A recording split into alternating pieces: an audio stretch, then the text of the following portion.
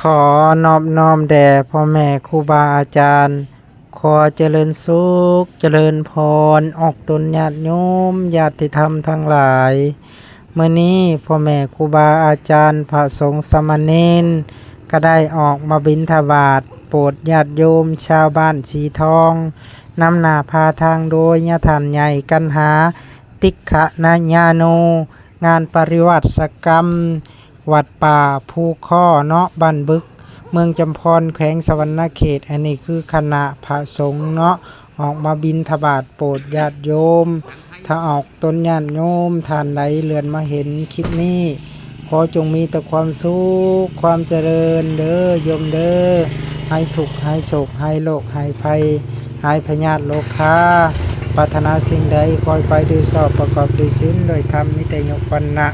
สุขะภระมันยืนเด้อเอาสาธุ